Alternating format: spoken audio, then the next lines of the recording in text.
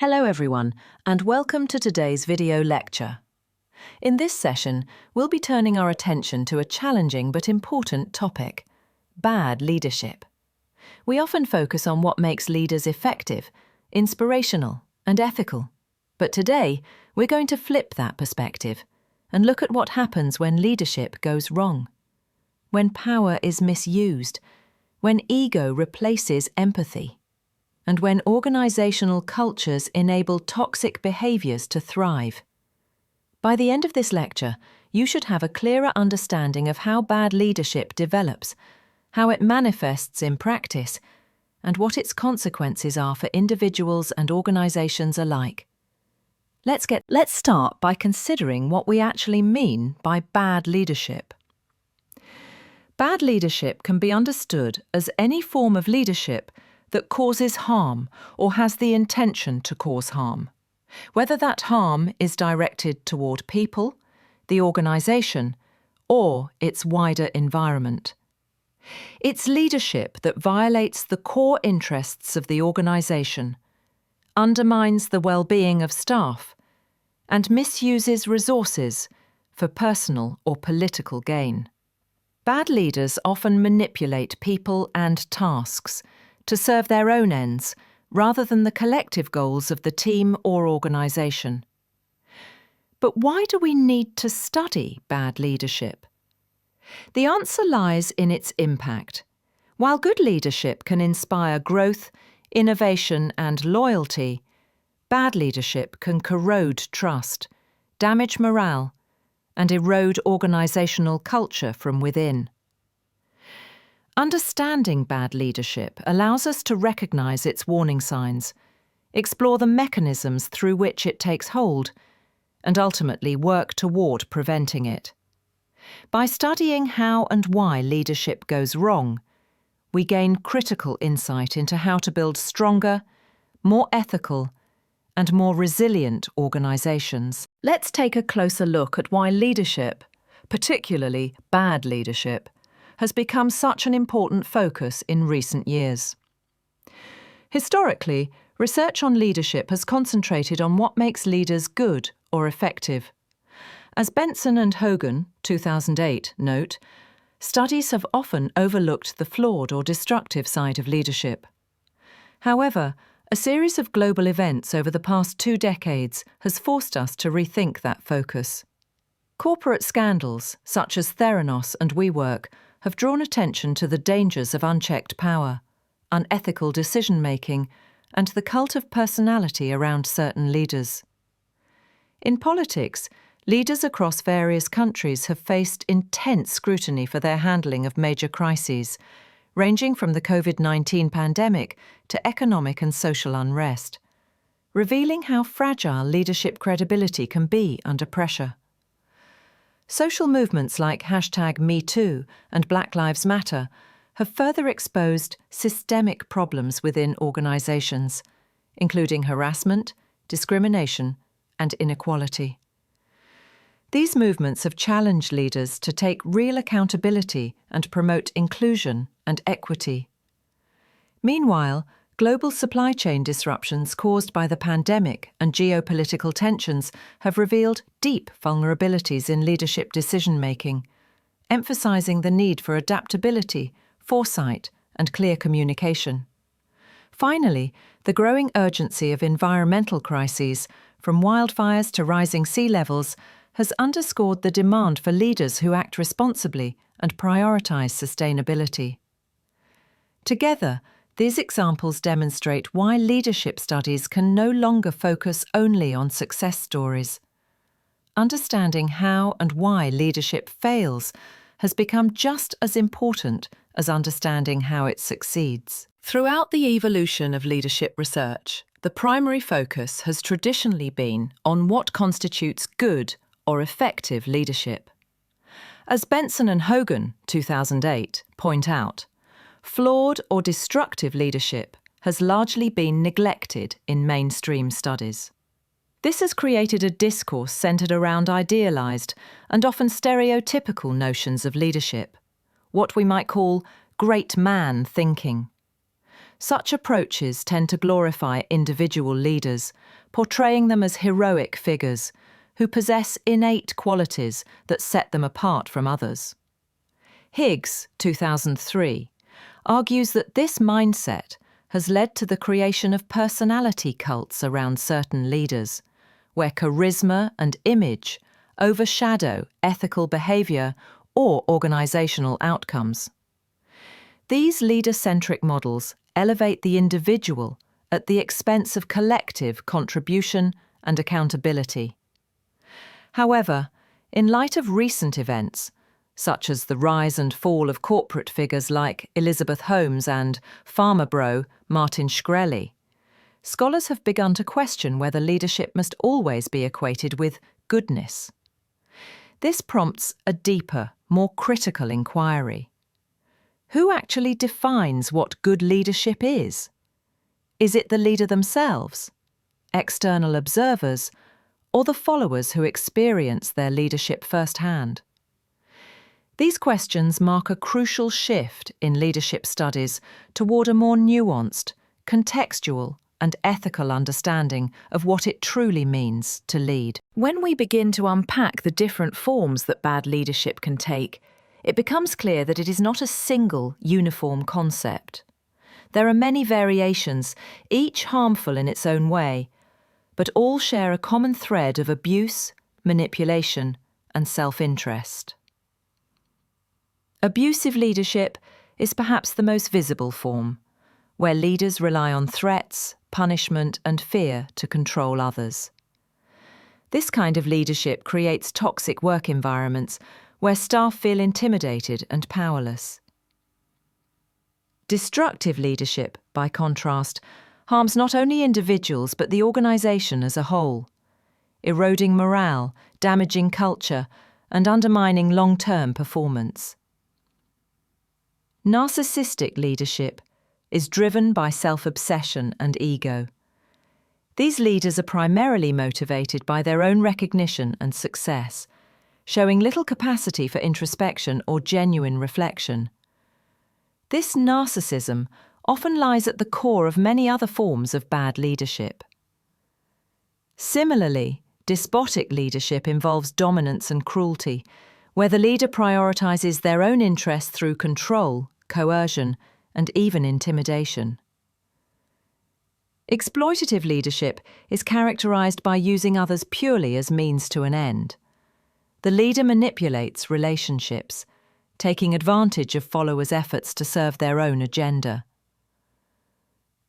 Bullying leadership targets those who cannot or will not fight back. It can take many forms, excluding individuals, undermining achievements, or sabotaging workplace relationships to assert control and superiority.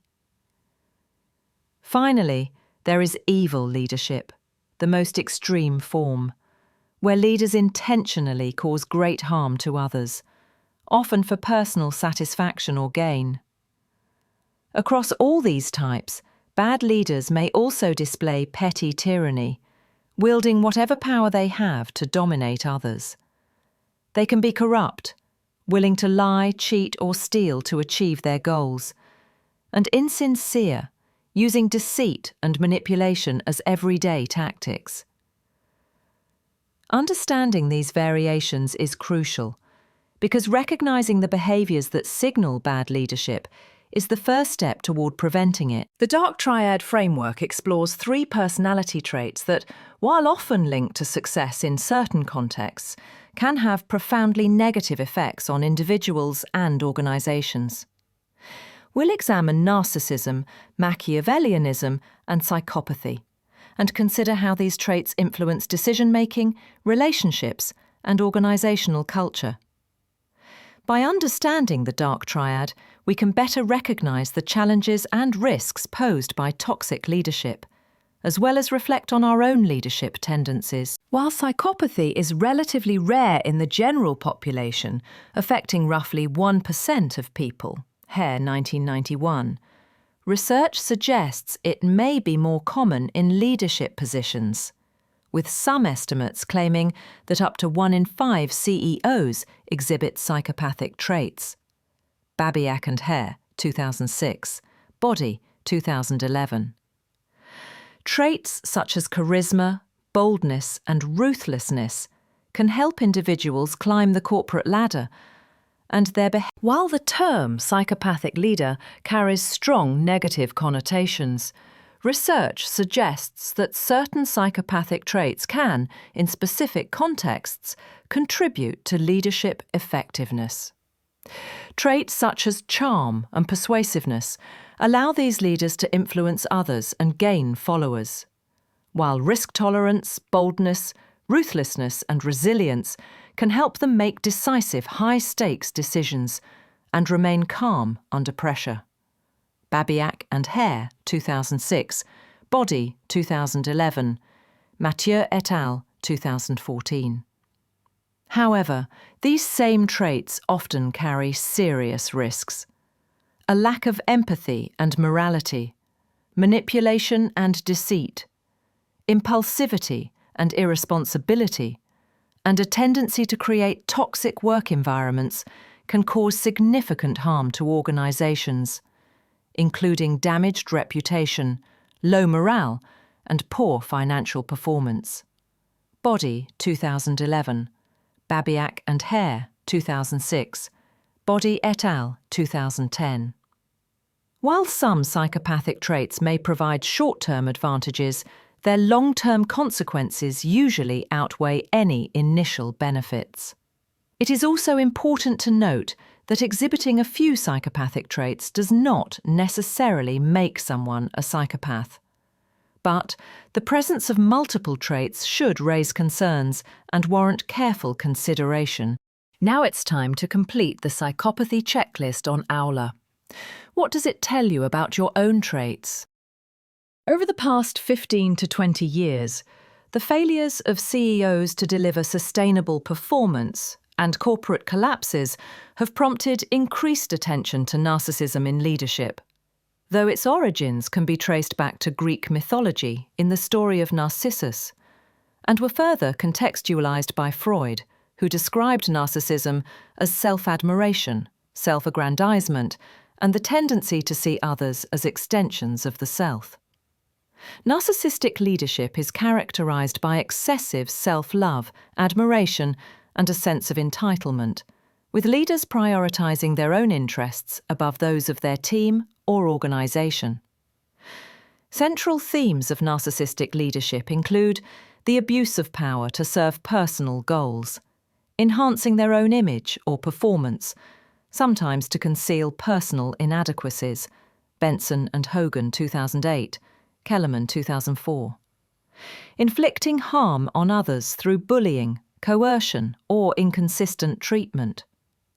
Over-exercising control, which limits initiative and creativity and involves obsession with details, Tepper, 2007.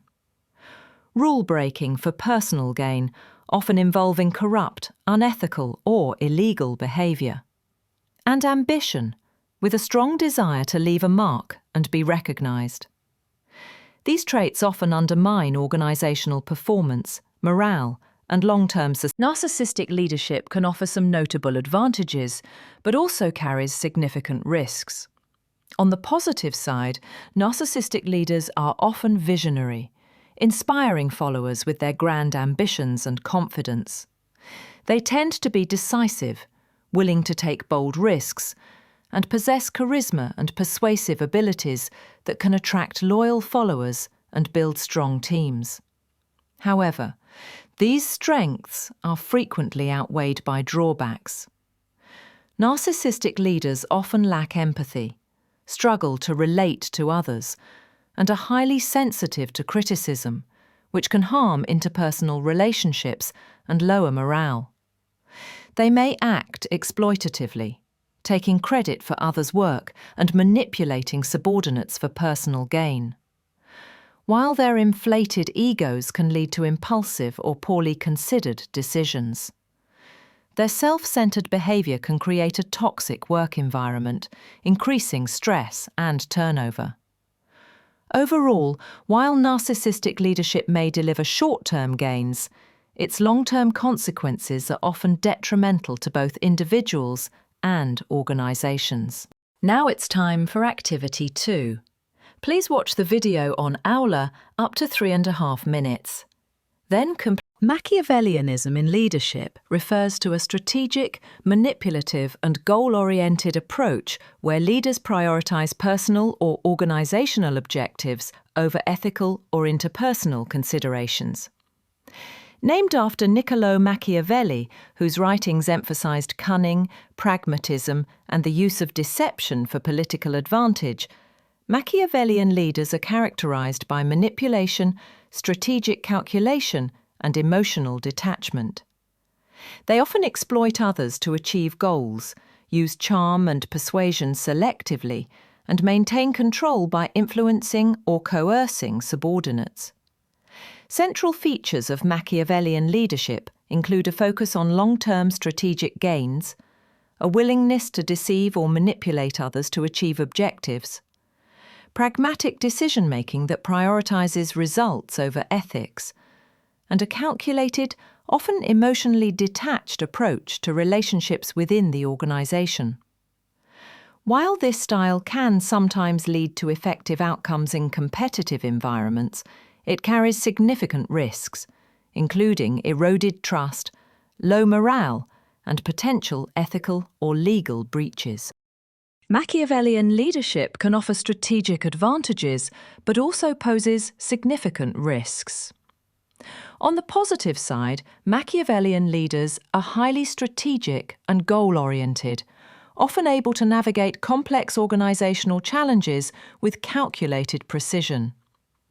They excel at long-term planning, can remain emotionally detached to make objective decisions, and are skilled at influencing and persuading others to achieve organisational or personal objectives.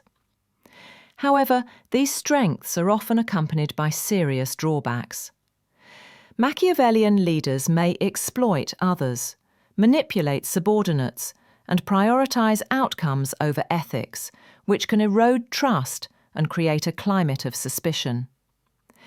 Their calculated approach can sometimes be perceived as cold or unfeeling, limiting team cohesion and morale. While their strategic thinking can drive short-term success, the long-term consequences often include damaged relationships, low employee engagement, and potential ethical or legal issues, underscoring the importance of balancing strategic ambition with integrity and empathy. Please see Aula for the relevant activity on Machiavellian leadership. Most leaders are prone to neuroses and irrationality. They are human after all. Ketz de Vries, 2004. But when does dysfunction within an organisation become abnormal? While extreme, historical examples such as Nazi Germany show how destructive behaviours can be institutionalised and considered normal. Similarly, elements of the dark triad can become normalised within organisational cultures, enabling bad leadership to flourish.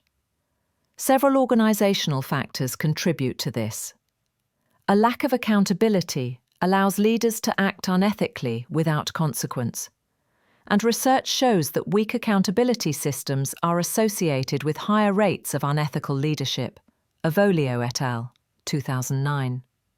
Two cultures that tolerate or normalise toxic behaviours, such as bullying or harassment, create environments where harmful leaders thrive, leading to higher turnover, lower productivity, and negative health outcomes. Pearson and Porath, 2005. Fear-based cultures discourage employees from speaking up, allowing misconduct to go unchecked. Whereas emphasising results over people can justify the exploitation of subordinates, increasing stress and burnout. Kellaway et al., 2010. Dettert and Edmondson, 2011. A lack of transparency and poor communication further disconnects employees from leaders and fosters speculation and mistrust. Terturish and Harji, 2009. Classic examples include Enron, where a focus on profit, risk-taking and lack of oversight enabled widespread fraud, and Uber, whose aggressive culture was linked to harassment and unethical practices. While organizational culture is only one factor, it plays a crucial role in enabling and perpetuating bad leadership, alongside individual personalities, leadership styles, and external pressures. Bad leaders are often only able to remain in power because followers allow them to be. Kelly, 1992, argues that bad followers are just as responsible as bad leaders, suggesting that leadership dysfunction is sustained through follower complicity. Followers can contribute to bad leadership in several ways, creating a vicious cycle that enables harmful behavior and weakens organizational effectiveness. Some followers enable bad behavior through silence, compliance, or even participation in unethical actions, fostering environments where poor leadership thrives. Goethals, 2021. Others remain silent out of fear of retribution, reluctant to challenge authority or speak out against wrongdoing, highlighting the importance of psychological safety in empowering employees to voice concerns. Dietert and Edmondson, 2011. A lack of critical thinking also plays a role, as followers who unquestioningly accept decisions or fail to evaluate information can inadvertently perpetuate unethical practices. Lippmann-Blumen, 2005, observes that toxic leaders need toxic followers to gain and retain power, emphasizing the mutual dependency between the two. Groupthink can further compound the issue, as the desire for cohesion and consensus suppresses dissent and critical debate, leading to flawed decision-making. Janis, 1972. Finally, misplaced loyalty may cause followers to overlook or excuse unethical behavior, prioritizing allegiance over accountability. Ulbien et al., 2000, stress the importance of ethical followership, where followers take responsibility for challenging destructive leadership and upholding organizational integrity. Bad leadership can have devastating impacts on individuals, teams, and entire organizations. When leaders fail to provide support, respect, and guidance, the negative effects ripple through the workplace, undermining morale, productivity, and overall well-being. One of the most immediate consequences is a decrease in morale and motivation. Employees who feel undervalued, unsupported, and disrespected are less likely to engage enthusiastically in their work, leading to disengagement and dissatisfaction. Another significant consequence of poor leadership is increased stress and burnout. Toxic work environments created by ineffective or abusive leaders often leave employees feeling anxious and emotionally exhausted, which can eventually result in burnout. Over time, these high levels of stress can also lead to serious health problems, including cardiovascular issues, weakened immune systems, and sleep disturbances. From an organizational perspective, bad leadership contributes to reduced productivity and performance. When leaders fail to provide clear goals, effective communication, or strategic direction, teams often struggle to stay aligned and motivated, which directly impacts overall output and efficiency. In such environments, conflict and turnover tend to rise as well. Poor leadership fosters tension, mistrust, and dissatisfaction among team members, prompting many employees to leave in search of healthier and more supportive workplaces. Finally, bad leadership stifles creativity and innovation. When employees fear criticism or believe their ideas will not be valued, they are far less likely to share new perspectives or experiment with novel solutions. This not only limits individual growth, but also undermines the organization's ability to adapt and innovate in competitive environments. In summary, the effects of poor leadership extend well beyond interpersonal conflict. They erode the psychological, physical, and professional foundations of the workplace, creating long-term damage that is often difficult to repair. The consequences of bad leadership extend beyond the immediate workplace and can have serious financial and reputational repercussions for organizations. One major outcome is financial loss. When poor leadership results in decreased productivity, high turnover, and potential legal issues, the cumulative effect can lead to substantial economic damage. Inefficient operations, recruitment costs, and lost expertise all contribute to long-term financial strain. Hogan and Kaiser, 2005. Another critical impact is a damaged reputation. Ineffective or unethical leadership can tarnish an organization's public image, making it difficult to attract and retain both top talent and loyal customers. Once an organization's reputation is compromised, rebuilding trust with employees, consumers, and partners can take years.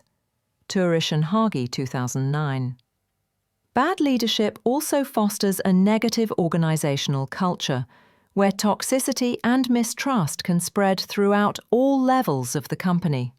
Such a culture undermines collaboration, diminishes employee well-being, and lowers overall performance. Schneider et al. 2010. Poor leadership also leads to decreased employee engagement. When employees feel undervalued or unsupported, they become less emotionally invested in their work and are less likely to go beyond their basic job requirements. This lack of engagement reduces productivity, creativity, and customer satisfaction. Gallup 2023. Additionally, organizations with poor leadership often experience higher rates of absenteeism and presenteeism. Employees may avoid work due to stress or burnout, or they may attend work physically but remain unproductive, resulting in significant hidden costs for the organization. Hemp, 2004. A further consequence is the loss of talent. Skilled and high-performing employees are often the first to leave environments led by bad leaders, seeking workplaces that value and support them.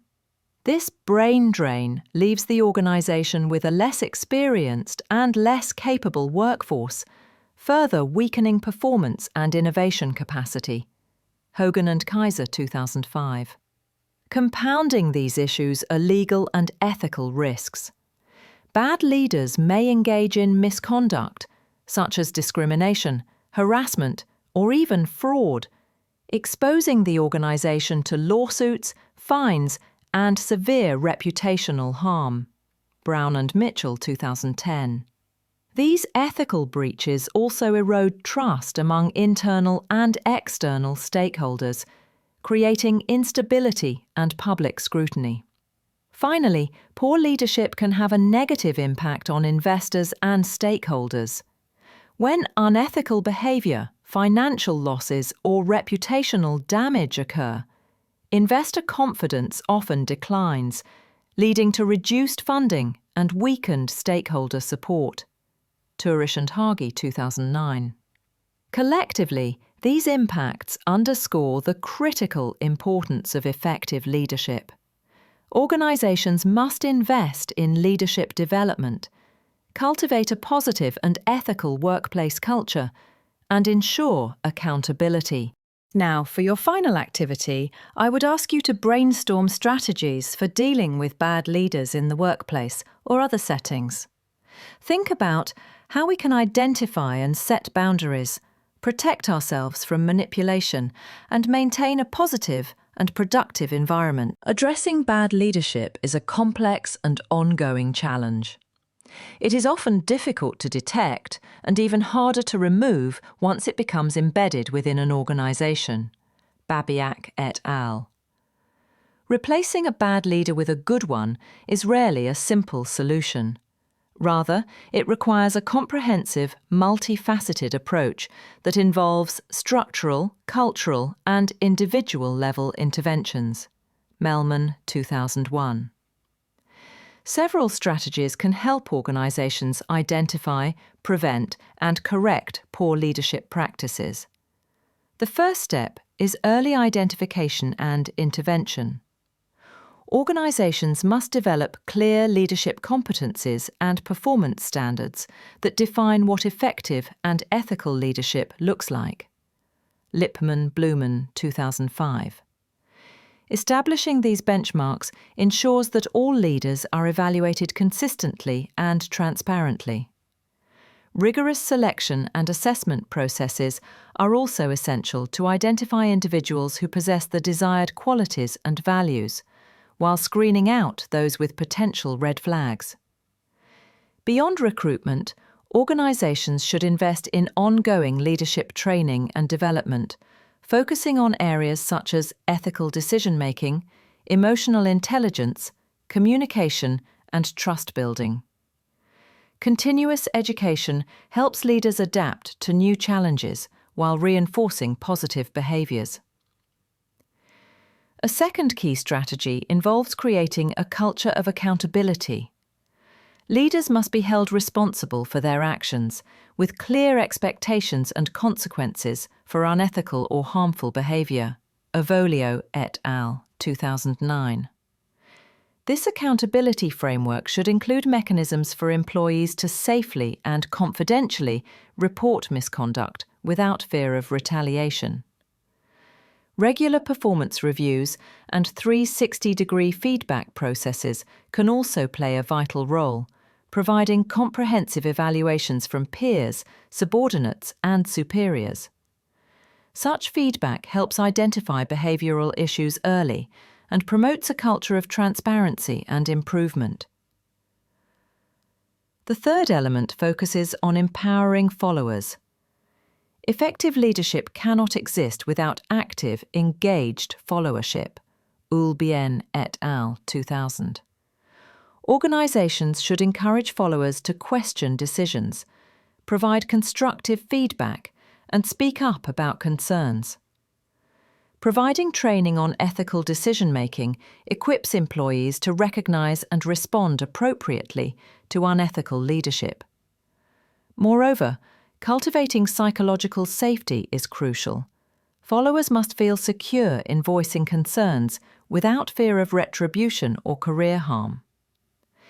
This open dialogue between leaders and followers strengthens mutual trust and reduces the likelihood of toxic leadership going unchecked.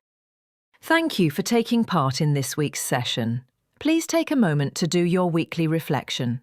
Remember, if you have any questions or thoughts, please share to Orla, contact your tutor or module coordinator, or raise them in the on-campus or online sessions. Thank you.